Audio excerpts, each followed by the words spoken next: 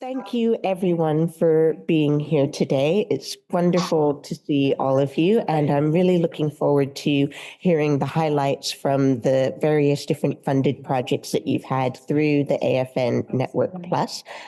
Just to highlight that over the course of the 3 years that AFN Network Plus has been running, we've managed to give out more than £1 million in funding, and that's been to over 45 projects across both our stakeholder flex fund.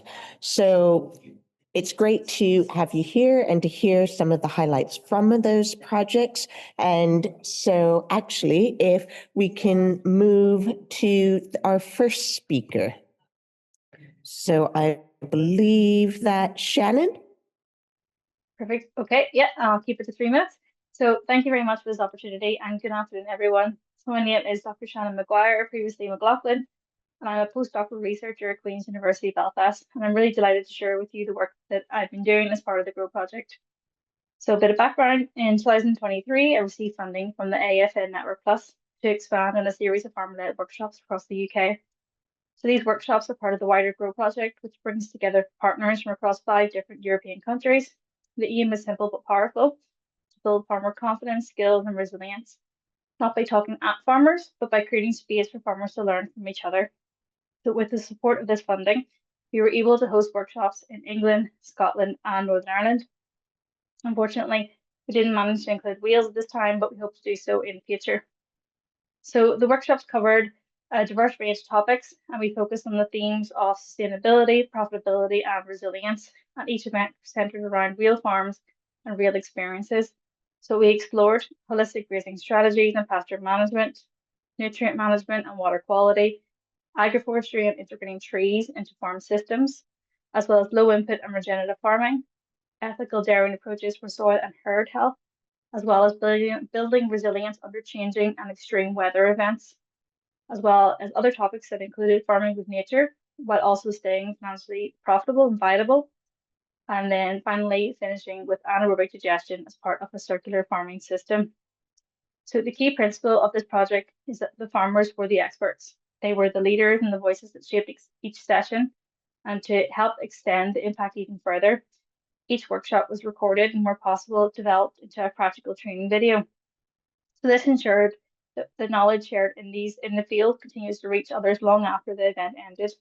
And potentially many farmers maybe couldn't attend the event, and we could reach them digitally. So in total, 245 farmers attended the workshops and events. A further joined us for a special screening focused on the nutrient management video. And our videos now have reached over 500 views, and 4 of them have been turned into a short micro-learning course designed so that farmers can learn anytime, even while out on the farm. So all of these materials are freely available on the EIT Food Education YouTube channel. Just search for GROW, and you can find out more information on the GROW project website at growproject.eu. So I want to take this opportunity to thank the AFN Network Plus, as the range of events wouldn't have been possible without your support and funding, as well as the organisations who supported the workshops, namely the Nature Friendly Farming Network, the Apricot Centre, Ulster Wildlife, and the Ethical Dairy, as well as Farm Ed and Neil Scorfield. So thank you very much for listening, and I look forward to your questions. Wonderful. Thank you, Shannon, for doing such a lovely summary in such a short space of time. And next we have Heloise. Thanks, Angelina. Hi, everybody. So as part of a project we coordinate in Bristol called Bristol Good Food 2030, we ran an event to engage hospitality businesses in reducing food waste. Commercial food waste is something that has been a harder nut to crack for us in Bristol. So we had over 40 businesses attend, and it was partly presentations with advice from waste companies, hospitality businesses, and behaviour change experts. And then we had a workshop element as well. We also had people from local composting services and surplus waste redistribution organisations there. So it's a really nice mix. What we found, the key things that came up in the workshop element were behaviour change. So trying to change the habits of customers and staff around food waste. So that could be where to put things like signage or how to manage food waste bins in the layout of the venue, but also very much about challenges with how to address staff training and cultural change. and where things like cleaning services were outsourced to a third party, how to get them on board with reducing food waste and working to targets. Costs were also particularly seen as a barrier, particularly for small organisations. So the cost of paying for waste services and for waste bins, particularly where the volumes of food waste are low. And also for SMEs, there was a sense of sort of overwhelm that there had all been this brilliant advice, but actually they didn't really know where to start, what would be the first steps as a small business that they could take. So our recommendations of some things to address the challenges were to look at increasing local composting services. There's a couple of startups in Bristol doing really well there.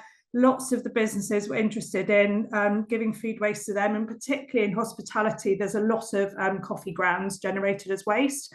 So that was a really key opportunity identified there to compost those.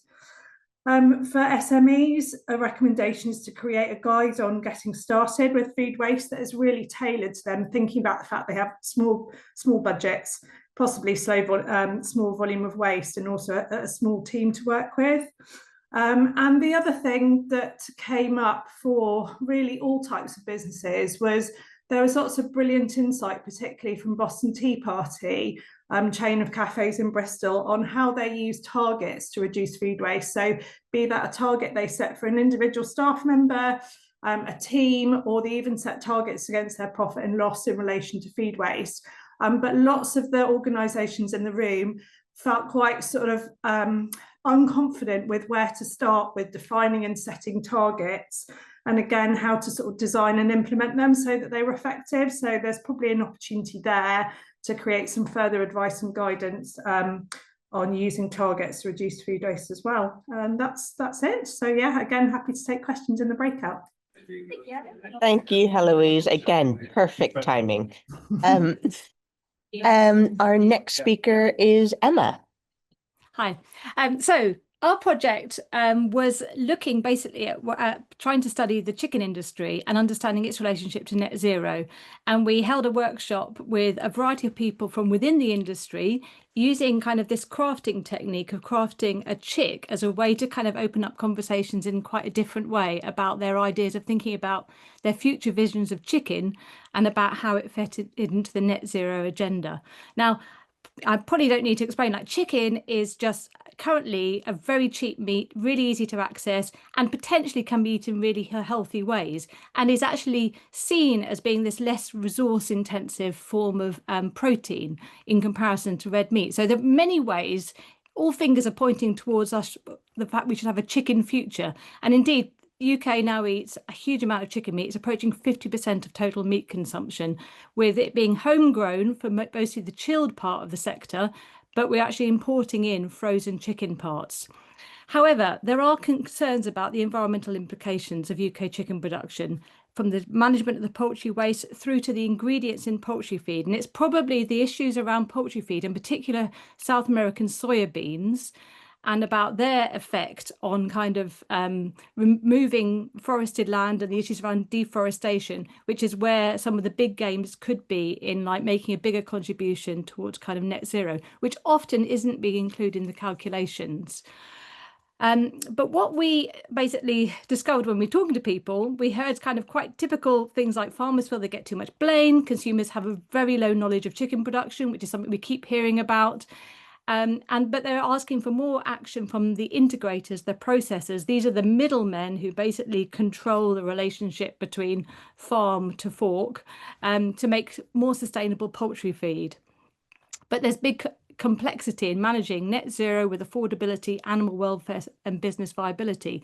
But as a consequence of this project, we've had a new huge funded project, £1.7 million, as the resilient to study the resilience of the UK poultry system. And there we've been able to delve much more into this issue of sustainable poultry feed and unpack some of the challenges, because we're basically in a situation where the feed is being biotechnologically manipulated and produced to increase the efficiency with which chickens can eat their food and also put on weight, and increasingly using enzymes in partnership with the soybeans. Soybeans are incredibly easy for chickens to digest, and they contain all the amino acids for them to grow really well. So it's really hard to think about how they would be replaced.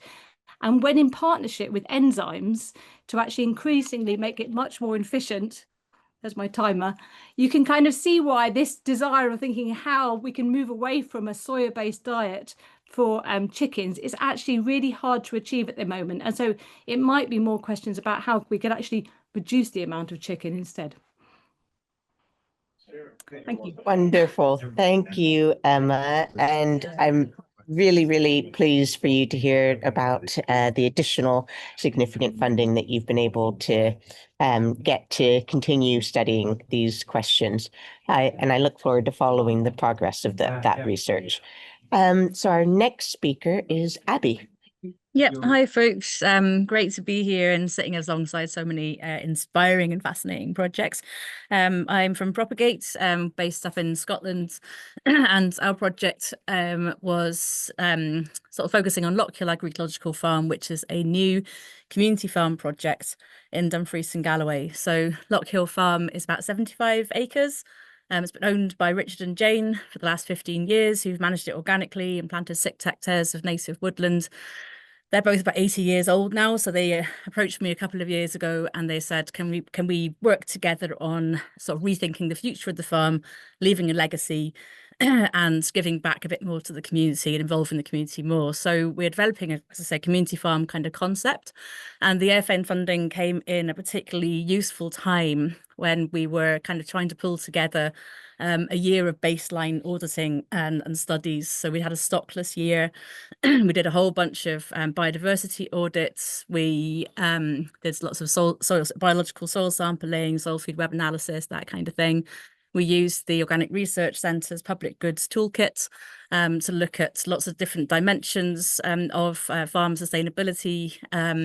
And we kind of wanted to really engage the rest of the farming community in the process as well. So we also had several roundtable events with farmers in our regenerative farming network and soil health group, and sort of brainstorms different enterprises that could take a sort of enterprise stacking approach, looking at sustainable rural livelihoods. Another important aspect of the farm project is education and learning. So lots of the events were involving local community, including a sort of bio blitz, which is in the top left-hand corner there. Outputs wise, we pulled together a holistic farm management plan and settled on persevering a micro cow with calf pasture fed micro dairy and a market garden initially. So to that end, we have now accumulated 14 Shetland cattle, half of whom are in calf and one of whom is a bull called Steve. And we've got 3 acres set aside for a market garden and a grower about to move onto the farm in a couple of weeks, and a bit of funding and to help her get set up as well, which is brilliant. This year we have run a whole bunch of workshops and courses with mainly focusing on pharmacology, looking at things like delightful dragonflies, marvelous moths, love your lichens, bonkers about bats. We've got spectacular stars coming up soon. I really like alliterations, you can probably tell. Yeah, and as the farm moves forward, we will integrate the farm enterprises into a learning and education program. Yeah, so that's next steps is just more of the same. We want to be a kind of place-based version of Farm Ed or the Apricot Centre. Thank you. Thank you so much for that, Abi. It's amazing to hear how much work you've been able to do in the last year, and really pleased to see how the funding was able to help support that. Our last speaker in this block before we move into the breakout rooms is Aimee. Yep, thank you. Good afternoon, everyone. So we at the Codesigning Community Research Institute at the University of Gloucestershire have been working with Gloucestershire Food and Farming Partnership and Climate Leadership Gloucestershire to explore the actions that local councils can take to support the transition to net zero in the agri-food sector. So to do this, we reviewed local authorities' existing policies to identify activities that were currently ongoing in their policies. And to do that, we worked with Food for the Planet's Every Mouthful Counts toolkit. So we completed a review and noted where any of their 38 actions were included in the policies. And we also completed 13 interviews with local authority staff working in climate and environment, health, communities, and economy positions to see their perspectives on the actions and the opportunities and barriers to action in the food and farming sectors for local authorities. And then the next phase of the work, we held 4 workshops with participants from the 6 district councils in Gloucestershire, and we had 30 people attend those workshops in total. And that was an opportunity really for people to get together and discuss food and farming. And we found really that this was something that they felt they hadn't had as much time to do before. So it was a really good opportunity for them to think about the work that they might do in these areas. And so we worked with them again through the Every Mouthful Counts toolkit to identify ongoing actions that could be explored and implemented with support from local authority colleagues, and those that are currently beyond their remit or resource. And that was again something that came out quite strongly, particularly at this present moment with local government reorganisation and kind of the uncertainty around what the next few years will look like. And from those workshops, we split into smaller groups in each workshop to develop some specific project ideas, which they felt that they could take forward. And those 8 projects were shared with members of Climate Leadership Gloucestershire, which is senior representatives from the local authorities in Gloucestershire and other county bodies such as the Local Nature Partnership and health organisations to prioritise those projects. And from that, we have 5 projects that will now be explored in further detail for implementation. And those are making stronger use of the planning system, supporting farmers' transition to regenerative agriculture, encouraging more sustainable food and drink at council events, local festivals and other venues, promoting healthy, affordable, sustainable diets, and leveraging emissions reduction via public procurement. And overall, we felt that it really highlighted and kind of showed the positive action that was already happening and the commitment that council officials do have to support change in the agri-food sector. Thank you very much, Aimee. So for our next set of talks, we will be led off by Maddy. Great, thank you very much. So I'm Maddy Longhurst. Our project was run by a team of 4 from the Centre for Agroecology, Water and Resilience, the Land Workers Alliance, Permaculture Association, and I'm from the Urban Agriculture Consortium. And we worked in 2 city regions of Leeds and Bristol. And we wanted to understand the lived experience of agroecological growers in terms of the institutional barriers that are constraining them or preventing their success, focusing on fruit and veg production.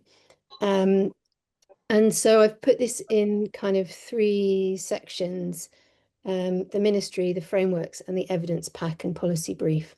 So we wanted to have face-to-face, created a mock-up in each city region, a mock-up Ministry of Urban Agroecology, where we brought the agroecological producers and the institutional actors face-to-face to, oh, can you go back to my slide? Thank you. Thanks. For a sharing of lived experience and an experience of co-design of solutions to the barriers that both the agroecological actors and the institutional actors experience. We applied 3 amazing frameworks which are there, which people are using already, that we believe will really help institutions to access the world of agroecology and all that it can bring. So that was the food zones model, agroecological urbanism, which is based around 8 building blocks, and the design principles and ethics of permaculture. We also produced and are in the process of finalising a great evidence pack, because there's so much out there and it's quite inaccessible and to institutions for whom this is new, and we want to be able to help wield all of that information into an accessible format that institutions can kind of use to help with insight and inspiration, to help them justify choices and investment decisions, and help them decision make together, and a policy brief that kind of supports and interacts with the evidence pack. So we had local authorities, combined authorities, DEFRA, and other kind of NGO types, like from the Youth Environment Service and Bristol Food Producers, alongside amazing agroecological producers, and looked at things such as social prescribing, local plans, farm start and skills incubation, place-specific application of these frameworks, the cost of land worker housing, language barriers, siloed working, and that sort of thing. So we want to make it possible for institutions to really take hold of agroecology and what's behind that word, more importantly, and apply it where they are, based on lived experience of growers, and working together as a kind of Ministry of Urban Agroecology. Great, thank you so much, Maddy. Our next speaker is Laura. Hi, I'm Laura Stratford, Lincolnshire Food Partnership. Right, quick background to our work. So top left corner, that orange bit, that's the Lincolnshire that's the Fens region, including Lincolnshire. It's really important to the national food economy and to UK food security as a major horticultural producing area, but also it's important with logistics and processing for food that's imported both from abroad and from elsewhere in the UK. So it's deeply, deeply embedded in the UK food system. But the threats to that area are existential. So the Fens region is below sea level. Keeping that land dry is going to become increasingly costly and difficult as sea levels rise, and as fluvial flooding, river flooding intensifies, and plus the infrastructure that we rely on in the Fens, drainage pumps, sea defences, those are ageing and increasingly inadequate. When land isn't flooded, growing food will still get harder.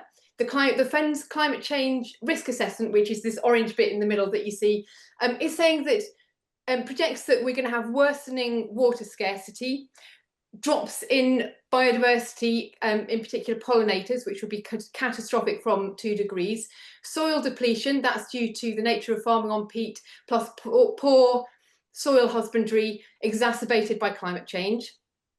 And if that's not enough, the transport infrastructures, so see the 2 pictures in the bottom left, the brown one and the blue one, the transport infrastructures are at capacity and roads are failing faster than expected. Those little red lines that you see, those are the roads that are at high risk of failure by the County Council. This is just Lincolnshire, not the whole of the Fens. And that's due to increasing traffic, heavier vehicles. The geological substrate doesn't help, and the whole lot is exacerbated by climate change.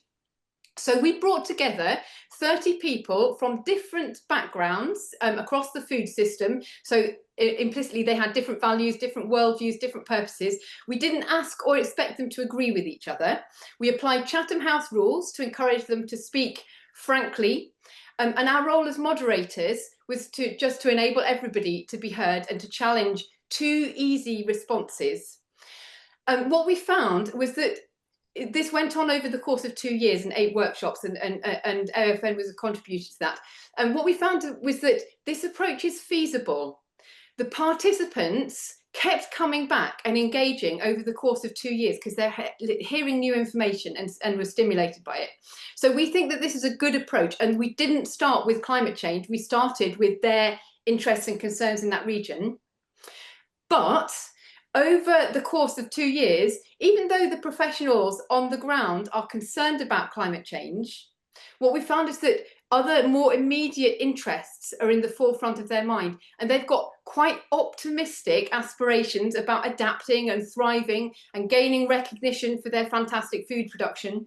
And so this group was not yet allowing space for real serious discussion on how to live with climate change, and that yet needs to happen. Thank you, Laura. I realize you probably have loads more you'd like to say about the project, and when we have our breakout room, you'll have that chance. So our next speaker is Katharina. Hi everyone, I'm Kat Watson. We set out to co-design breeding strategies for beef and sheep with farmers and industry. We had 5 industry partners in our project and four academic partners in the devolved nations. And we did a fair few things in the project. Primarily, we did workshops with industry partners and farmers, and also our advisory panel to investigate possible breeding strategies for next zeros, their feasibility and the limitations around them and the opportunities around them. We did 2 of those workshops, one in the beginning, one in the end, and we also did a literature review where we actually looked at the evidence of breeding strategies contributing to net zero. We also recruited farmers to do a little bit of on-farm cost-benefit modeling of breeding strategies. I don't have time to present this today. It's still kind of in progress a little bit. So what we found is, well, that there isn't really a one-size-fits-all for breeding approaches. What we really need are breeding and, very importantly, genetic improvement strategies that consider the farming systems, because they're so varied, and also the multiple animal breeding goals farmers have. And another thing that came out is that data to inform breeding decisions is available, but it's not very well used. There are difficulties around using it. It's very fragmented. It's not widely used by farmers, so there is an implementation gap. From the literature review, find that actually the evidence is limited to find direct links between breeding strategies and net zero, but we may not have found all the evidence. And just because there's no evidence doesn't mean that it's not the case or it doesn't work. We did find that it's genetics, so using EBVs, indexes, genomic breeding values, there already exist for strategies that had the most published evidence for contributing to reducing net zero on farm. And we also had some expert ranking some of those strategies from the literature review, and we found that broadly the highest expert scores were linked to the breeding strategies with the most evidence. So that was like a quite interesting, nice little package. Overall, we would say that there is a need to develop breeding information services with different groups of farmers, so really doing more co-design to improve the strategies and their perceived relevance and the farmers' trust in them as well. And finally, there should be some renewed attention on communication approaches and services around actually utilizing existing breeding strategies, such as using estimated breeding values and genomic breeding values in the farming community. Thank you very much. Wonderful, Kat. Spot on with your timing. Thank you very much. Our next speaker is Suzy. Hi, yeah, I wanted to say a massive thank you. AFN funded the creation of a resource for us, which is massively useful. So this was a partnership project with the Organic Growers Alliance. So we've got about 200 member farms across the UK, and they have about 500 member farmers, organic farmers. We have some crossover, but not that much.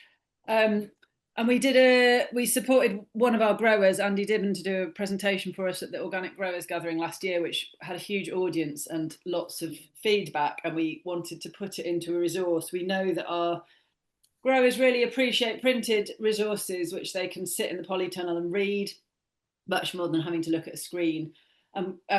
We sort of pushed for that, and AFN agreed with it, which was brilliant. So we produced this 32-page booklet. We went out to all of our growers and asked them for their own climate resilient tips, but it's really come as a result of witnessing the struggle of a lot of our farms, and that's from a number of different factors. I mean, the economic situation is one of them, but increasing climate events is another. And so it was looking at kind of, and our systems are fairly resilient because they are largely pretty diverse.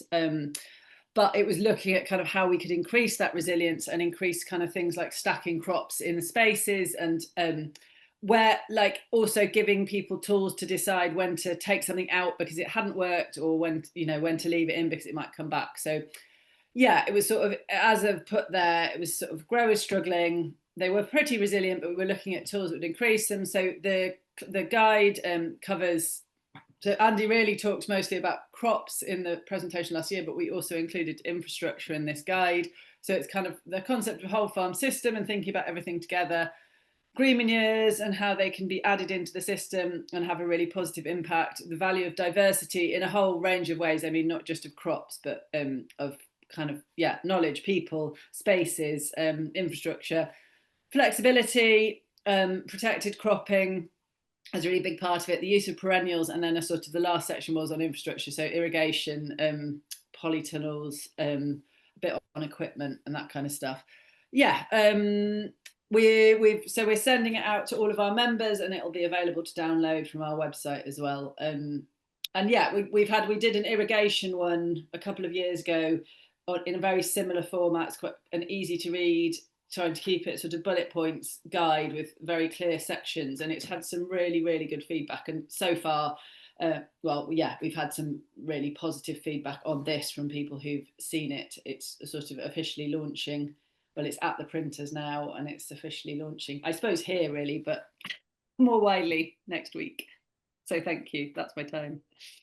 Wonderful to hear that, Suzy, and really glad that we could meet your request for being able to print out the reports. And you'll see there in a comment that Maddy has asked if they can include your report in their evidence pack. So our last speaker before we go into the breakout rooms is Daniel. Hello, sorry, I was just getting my screen share ready. I was going to try and do a demo of the web tool I've been developing. Hopefully you can see now a website. Is that right? Is it sharing? Yeah, great. So yeah, for my AFN funded project, I developed a slurry forecast app for farmers. The idea is to help them reduce their methane emissions from stored manure. Behind all this, there's a model that basically just assumes that warmer slurry gives off more methane, and more slurry means more emissions. And the idea behind the app is to make sure farmers don't do both of those things at the same time, or to try to minimize the overlap of those two things. So we'll just go through it. So you hit start, and the first thing we ask for is the location of the farm, and we use this to get future and past climates depending on the simulation periods. This is accurate to like 1 kilometre or something, so it's unique to the farm up to 1 kilometre. We then ask for some information to basically work out how much manure is being generated per day with the number of cows and whatnot. And then we ask for information on when the animals are housed. So when they go in the barn, obviously the manure is being collected, and this is what's vulnerable to lots of emissions. When they're outside the barn on pasture, the manure lands on pasture, and there's much less emissions. And then we ask for information on the simulation period, when they'd like to simulate their emissions for. In this case, I'm just doing all of 2025. The important thing here is that we'll assume that the manure storage is empty on the start of the simulation. And then last but not least, we ask for some information about when they plan on emptying their manure as a fertilizer or whatever they want to do with it. But this can be left as blank. For now, we're going to assume it's July. And if you hit submit, hopefully all that information gets sent to the model, and then what will come back is a nice plot showing you the rate of methane production per day from your slurry. That's what this plot shows over the whole simulation period. We start off with really low emissions in this case because we start off with no manure, and it's also January, so it's super cold. But as the temperature increases and as the amount of manure you store increases, we start to get quite high amounts of emissions. And then here is the 1st of July when we emptied the manure. So that's why the emissions go down to 0. You can also look at the amount of manure you're storing and the temperature of that we use for the simulation. But you don't have to if you don't want to. You can then click on this totals tab, and it will show you the total emissions over the simulation period. So in this case, and the main thing to look at really is this emissions factor, which is 6.2 in this case. Lower is better, there's less emissions. You can then try different dates. So say we want to do September instead. You can hit submit, and hopefully this will work. I just added this quite recently. You'll get a new plot with emptying in September, and you can see we're getting really, really high emissions in summer, so it's not looking so good for this one. And you can then see in the totals that, yeah, you can see the September emptying has got a huge emissions factor and wouldn't be so wise to do that. The idea here is that farmers can use this along with their plans regarding like fertilisation or whatever they want to do with their manure to kind of make decisions to hopefully reduce emissions across the full spectrum of the emissions in their farm.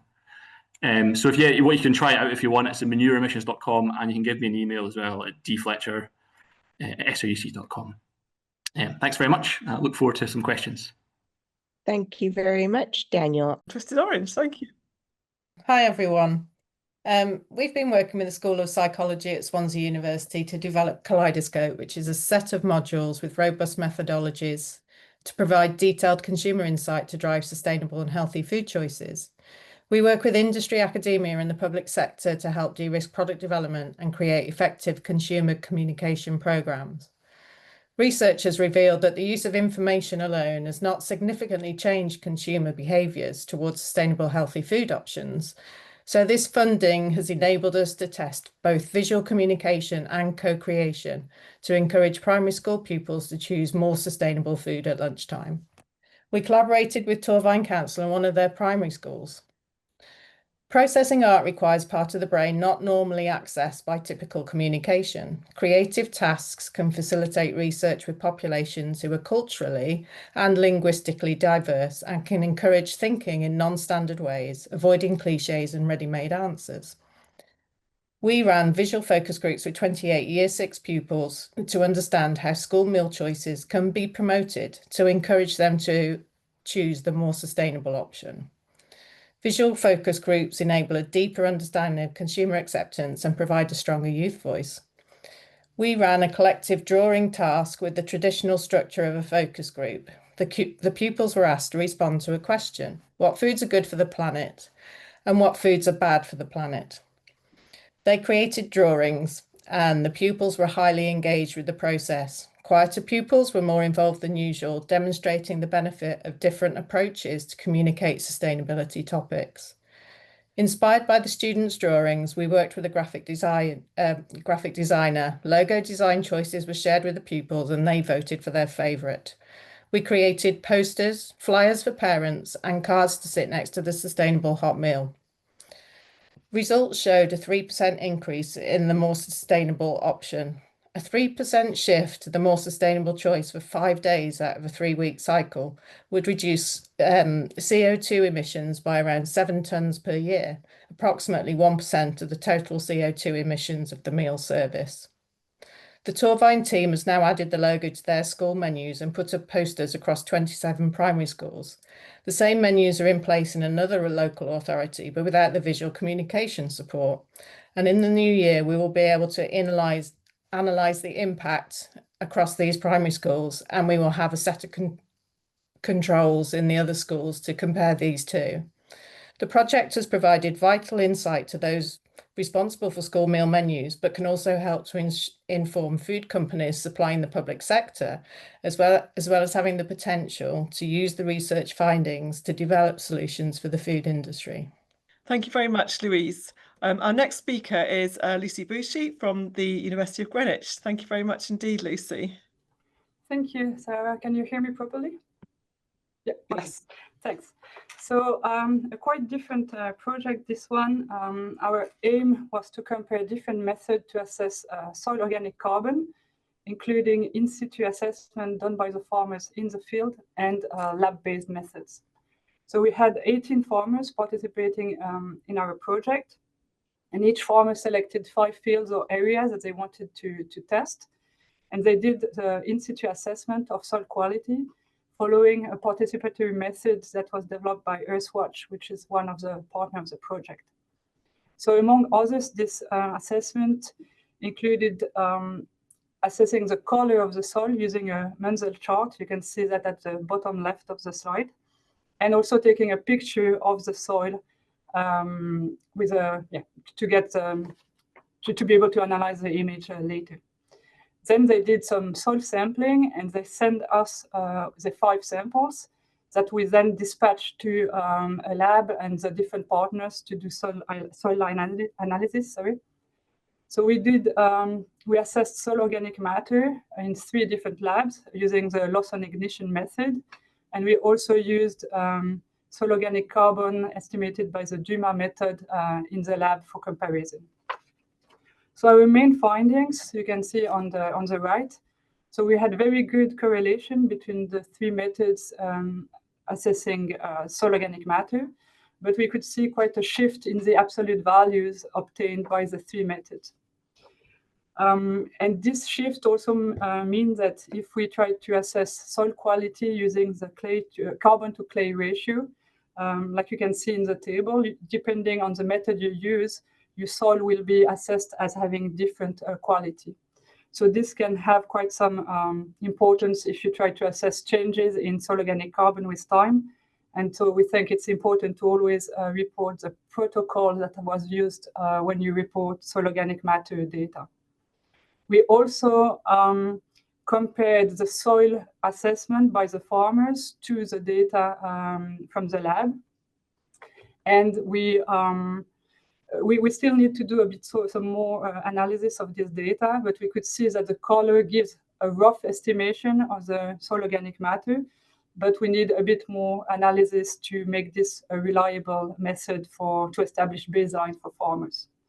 So we're still analyzing some data, and we hope we will have a bit more robust things to present maybe in a few months. And next week, we will hold the final workshop with our farmers, where we'll present the data and discuss also with them the conclusion and their ideas for future research. Thank you. Thank you very much indeed, Lucy. Our next speaker is Myrtle Gregory from Eating Better. Thank you very much, Myrtle. Thank you, Sarah. So my name's Myrtle. I'm the Research and Policy Officer at Eating Better. I'm actually here on behalf of Andrew Stark, who's our Senior Research and Policy Manager who leads this work stream. For those of you who don't know, Eating Better is an alliance of about 70 organisations working together on more plants and less and better meat and dairy. And as a collective, we have what we call the Better by Half roadmap, which is a series of 25 actions across 5 sectors, which will enable system shifts towards more plants and less and better meat and dairy. So those 5 sectors are government, retail, producers, food service, and investors. And the workstream I'm here today to talk to you about is called Changing the Narrative. And changing the narrative is all about how we can work better towards getting those actions into reality. So we know loads of barriers exist across the whole food system that stop these actions being enacted. How, as an alliance, can we begin to dissolve them and make our work on meat reduction a little bit easier? So as a first step, we hosted a series of online workshops on each of the pillars of the roadmap to identify what are the barriers to change, why is it so hard to work on, and what's halting progress for us as a sector. And with the learnings from that, we then help our alliance members to better strategize. We published an insights document, and we basically have taken learnings around the barriers forwards to give more impact to our work. And it was at this stage that we realised that actually before we can start to talk about the barriers that exist within the sector, so why isn't this retailer shifting, there's actually loads of barriers internally between organisations and with organisations that get really sticky when you start talking about more plants and less and better meat and dairy. So with AFN Flex funding, we have started a process of doing deep dive workshops into the sectors of the roadmap to identify why it's so hard for our alliance members to work on this topic with this sector. So the first one we held was with retailers, and then we did a series on producers, farmers as well. So on the retailer one, it was all about upskilling our alliance members on what it's like to work with retailers, what it's like to work as a retailer, as someone in a retailer, the reality of where change sits within those organizations, how to negotiate, how to build the right contacts, who should the right contacts be. So it's all about fixing the gaps that we have in our knowledge to better impact and have more impact with our work. And for the producer session, it was basically recognizing that there is a big divide between producers and the environmental sector at the moment. There is alienation when we talk about reducing meat consumption. And so we ran this workshop to work out how we can better communicate as sectors and how we can start building bridges. And so from these workshops, we've made messaging guides, and we're starting to dissolve the internal barriers that stop us from making progress. In the new year, we're moving on to phase 2, which will start to look at the external barriers. So maybe stratcoms, maybe political advocacy, things that we can do to make this an easier topic to work on and to start seeing more progress. Thank you so much. So brilliant, Karen. Thank you very much indeed. Karen at Rial-Lovera from the Royal University. Hi, thank you, Sarah. So yes, our project is on regenerative agriculture for net zero. We wanted this project to look at the farmers' perspectives. So we know for the literature and a lot of work that has been going around regen, that the definition, but also the practices that are used are very much a pick and mix, and we wanted to get the views for those in the ground, excuse me, for the farmers, for the advisors, but also in industry professionals involved in the sector. So we brought in a group, so between 20 and 25 people here to the Royal Agricultural University on a workshop, just to start having those discussions and really found those common grounds. Within that workshop, we ask all the practitioners to look at the definition of regen ag and consider the practices that they might have implemented in their farms or they might be thinking of implementing. And with that in mind, we wanted to see the practicality, how easy, how complicated they are to adopt, but also on their views, how scalable they might be for other farmers anywhere else in the UK. The discussions were really practical, which that was exactly what we wanted. And the majority of responses were quite positive on the role of regen to achieve net zero. However, there was a consensus really on we need to consider content. Regen ag embeds a lot of different practices, and that obviously is consensus of the climate, on the soils, and obviously the end product that each of the farmers are producing. So it was really important for them that that outcome was coming clear, aloud from their own perspective. They also mentioned that obviously the combination of practices that can actually sequestrate carbon on deep soil layers and at the same time reduce emissions were obviously a good win. And some of those combinations of practices were mostly looking at saleable pastoral systems and bringing in new and innovating grazing methods. And I must have said on this as well that the majority of farmers involved were from livestock side, so that's probably one of the biases in there. But overall, another message that came really important across was peer learning and a support for farmers that feel still on the edge to move to a region, and kind of promoted that kind of sharing of good practices, but also when things are not going well as well. Brilliant, perfect timing as well. Thank you very much indeed, Karen. Really delighted to welcome Harry West from the Devon Food Partnership. Thank you, Harry. Thank you, Sarah. And I should say that I am from the Devon County Council's economy team, and I'm involved with all of our council's food and farming projects, but particularly today I'm speaking on behalf of the Devon Food Partnership.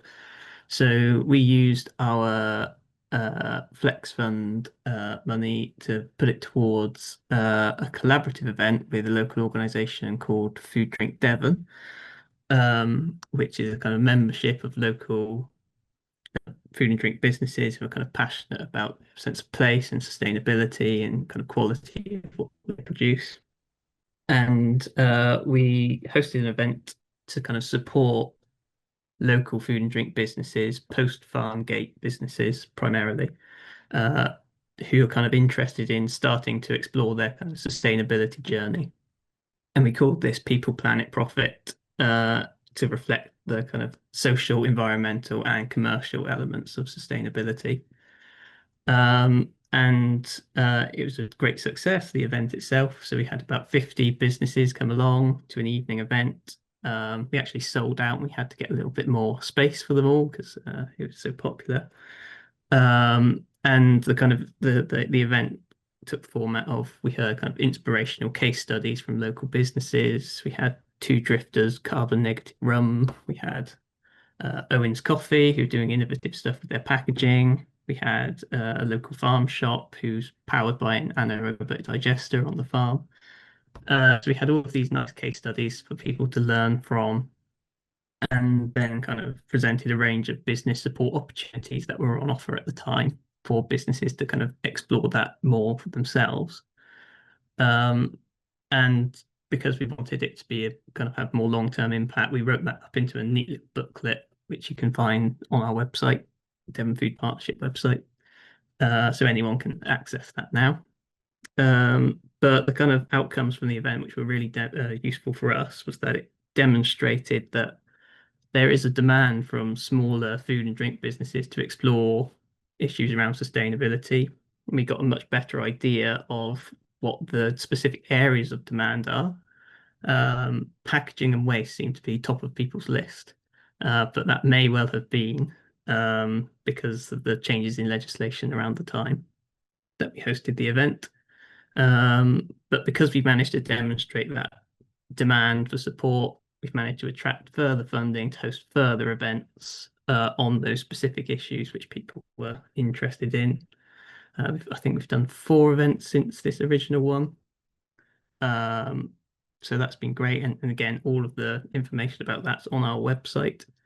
But I think the most important thing for us is that it's really strengthened the kind of relationships between the food partnership and our local food and drink sector, but also between the businesses themselves. And that's the real valuable thing we found, kind of connecting businesses together to share learning. So I'll leave it there. Perfect. Excellent. Thank you very much indeed, Harry. Excellent. So we've got, wide range from sort of consumption to farms, and also the important parts in the middle that we just heard about. Mackenzie Fong from Newcastle University. Thank you very much, Mackenzie. So yeah, just a bit of background. In the academic year 2024 to 2025, Newcastle primary schools served entirely vegetarian, planet-friendly menus once a week. And our study explored the implementation and acceptability of these planet-friendly menus. So to explore uptake of planet-friendly meals, we recorded pupils' meal selections over 3 non-consecutive 3-week periods.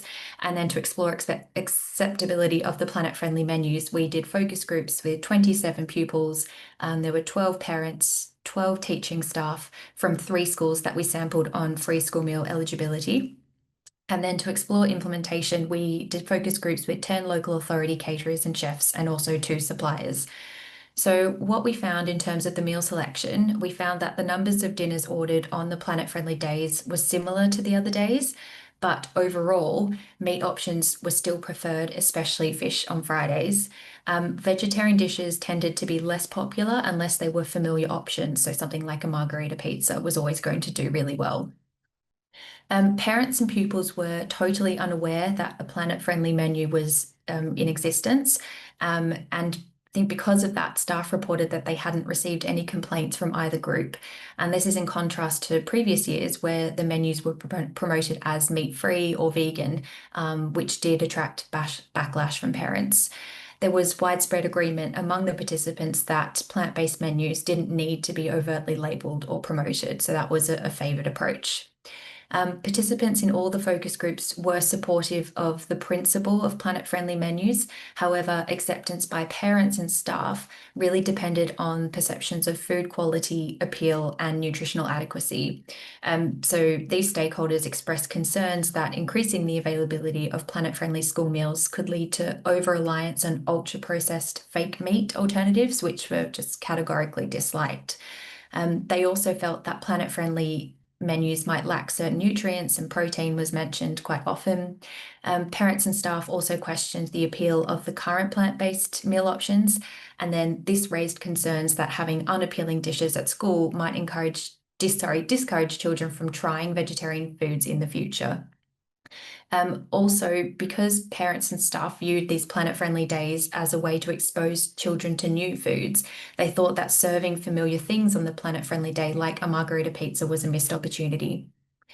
So catering staff and chefs highlighted structural, financial and cultural factors that affected planet-friendly menu implementation. So they spoke about things like fluctuations in the cost of fresh produce versus processed foods, the additional labour and delivery costs associated with the use of fresh produce, and also a lack of equipment like refrigerators to store fresh produce. So in summary, the planet-friendly menus were supported by the school community, but for staff and parents, this depended on meal quality, appeal and nutritional adequacy. So going forward, more structural and financial support for chefs and caterers, alongside really careful and well-informed menu planning and strategic framing, can support successful implementation and acceptability of the planet-friendly menus. Thank you. Thank you very much indeed, Mackenzie. Really interesting.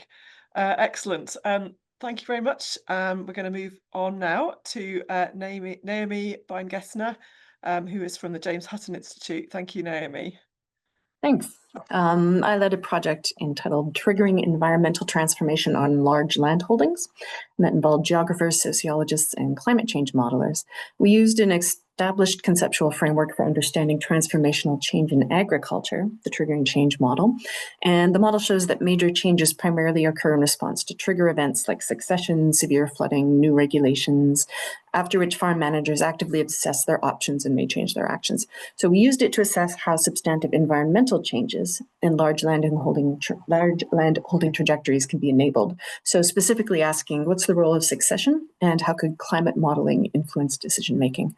We partnered with Scottish Land and Estates, SLE. They're a popular membership organization for recruitment and they're a popular membership organization, and they helped us with the recruitment and co-creating the research instruments. We began with interviews to assess change in trajectories on large pluriactive land holdings in the Cairngorms area.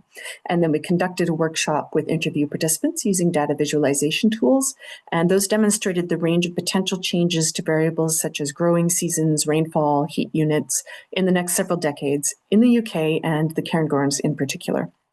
And participants discussed resilience on their estates and supports for changing practices, such as the need for more joined-up thinking in government and less red tape. Probably not something that you haven't heard before. The findings thus far are preliminary and kind of high level. We have further analysis ahead. So we found that motivation for environmental changes differs when owners are motivated by profit or not. So estates where the owner relies on the holding for their sole income needed financial incentives for environmental changes, or preferably financial returns from the changes. And those financed otherwise, maybe by an outside job or business, acted more on personal or moral obligations to environment, community, and or next generations. Succession did play a role in management decisions. Many worried about the new inheritance taxation rules inhibiting investment that has longer term returns, for example, tree planting. We also solicited feedback on our visualization tools, format, and content. Participants were new to some of the data, which was nice. They wanted more local scale maps and shorter term predictions, and they suggested using AI to generate images of how their particular estates might be impacted. But they also discussed the importance of showing the global picture too. For example, how climate change might impact crops in Spain and how might that influence Scottish imports and exports and thus production. So we produced the interview and workshop protocols for others to use. The climate change maps and projection tools in the case study site can be done other places in the UK. And we have kind of some forthcoming publications and a presentation for our partner to use. And Scottish Land and Estates plan to use the outputs to inform member decision-making and increase their resilience. That's a recent strong focus of theirs. They also lobby various governments and participate in policy working groups, such as the Scottish Government's Natural Capital Market Framework Group, and they'll be sharing results with those. Yes, I guess that's it. Thanks. Perfect timing. Thank you very much indeed, Naomi. Excellent. And our final presentation is from Mark Wilson, University of Bath. Thank you very much indeed, Mark. Great, thanks, Sarah. So the title of my project is Developing an Assessment Tool to Measure the Outcomes of Social Prescribing of Healthy Food. So this project is a collaboration with the Well-Fed Cornwall Network. They're a food and health partnership based in Cornwall. There are 6 community food growers involved in this project, all of whom use agroecological practices, along with social prescribers, health professionals, voluntary sector organisations and Cornwall Council. So Wellfed Cornwall, they're piloting an intervention which is a free veg box for 3 months. This is supported by cooking classes and various community engagement activities, for example, community gardening. So the participants are referred onto this programme either by their GP or a social prescriber. And the referral criteria is that they've had a recent diagnosis of type 2 diabetes or pre-type 2 diabetes, they're at risk of type 2 diabetes. My role on this project is to conduct an evaluation study to measure a range of potential positive outcomes of the pilot in 3 broad areas. So these are health and wellbeing benefits for the participants themselves, for example, reduced risk of type 2 diabetes and other associated health conditions. There's also sort of community and societal benefits, so wider benefits. This could include increased income for the growers who are taking part, but also reduced pressure on the healthcare system. And then there's also climate benefits through supporting net zero compatible diets, and also fewer prescriptions and GP appointments, acknowledging that the healthcare system itself has a large carbon footprint. So in terms of the study design, so it's a mixed method study with a pre and post intervention design, and also with a control group. And we're collecting data from the pilot participants themselves and also the delivery partners. And this is about the potential positive outcomes I just mentioned, but also the barriers the clients experience to accessing healthy food or engaging in the programme. And then also we're exploring some of the practical challenges in delivering the intervention from our project delivery partners. So we're actually halfway through this pilot. We've had 20 participants so far, and then it will continue to run for a second phase next year when the growing season is a bit more amenable to more varied veg boxes and the growers are ready to start again. So some of the key learnings so far. So does the intervention lead to healthier diets? So both the survey and interview findings so far indicate an increase in eating vegetables in every cooked meal, an increase in eating fruit. And this is combined with a decrease in eating ready meals or chips and snacking on sugary foods. There's also increased confidence in cooking and preparing, buying fresh fruit and vegetables. Does this healthier diet lead to positive health outcomes and better self-management of their condition? So one participant described in interviews as having lost 2.5 stone in the past year, and they now use an app to monitor their daily calorie intake. So there's evidence of behaviour change there as well. Their HbA1c level has come down to the point where it's almost within the range that you consider to be normal blood sugar levels. Does the intervention increase levels of physical activity? So the participants reported increased frequency and also increased enjoyment of physical activity. Does the intervention lead to increased well-being? So overall, yes, but there's some mixed findings on this I think I need to explore in a little bit more detail. So I'm happy to go into this in more detail in the breakout room, but thank you for listening and thank you for AFN for funding my project. Brilliant. Thank you very much. Perfect timing as well, Mark. Fantastic. And so this is just to say a quick thank you to all of our presenters today.